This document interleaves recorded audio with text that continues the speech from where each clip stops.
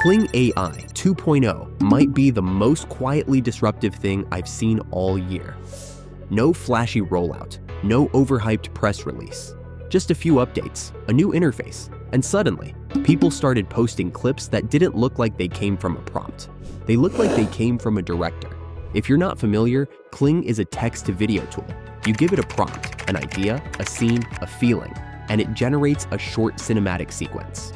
Now, a bunch of tools already do this, but most of them feel like rough sketches. Kling 2.0 feels like someone actually tried.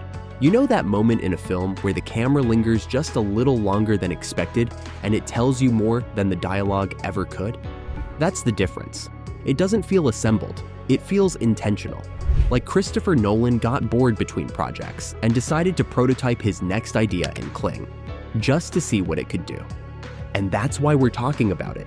Every single minute, 500 hours of video gets uploaded to YouTube. That's not an exaggeration. That's the volume we're all creating inside of. And in that flood, you start to notice patterns, recycled clips, generic pacing, templates that feel like templates. But then something comes along that doesn't feel rushed. That doesn't feel like it was made for watch time. It feels like it was made by someone who actually had something to say. Kling 2 gives you that feeling. Not every time, not perfectly, but often enough that it caught my attention. The real upgrade is how well it understands context.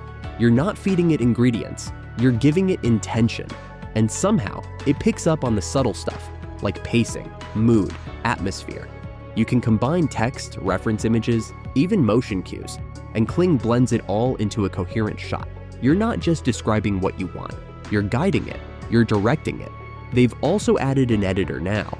You can move elements, update scenes, change characters or camera angles without starting over. It's not fast, and it's definitely not frictionless, but it's the first time I've felt like I could shape a video instead of just accepting whatever the AI handed me. Now, there are still limits. If you're on the free tier, rendering takes time.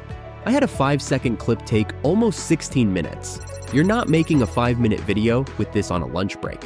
And while the visuals are strong, consistency is still an issue. A character might look one way in scene 1 and show up with a new face in scene 3. Continuity is a moving target right now. Also, it's capped at 720p. That's fine for reels or concept shorts, but it's not what you'd call crisp. They say 1080p is coming. For now, we wait. But here's the thing. Even with those limitations, Kling feels like the beginning of something real. It's not just a feature update. It's a shift in what video creation is about to become. So if you're a creator, a builder, someone who wants their visuals to match the vision in their head, Kling 2.0 is worth your time. Give it a try, see what you can make. And if it doesn't work the way you hoped the first time, try again. One prompt might miss, but the next one might hit something you didn't even know you were aiming for. That's the part I didn't expect. Not just the visuals, but the feeling that maybe we're not far from a world where imagination isn't just described, it's rendered. That's where this is going, and it's moving fast.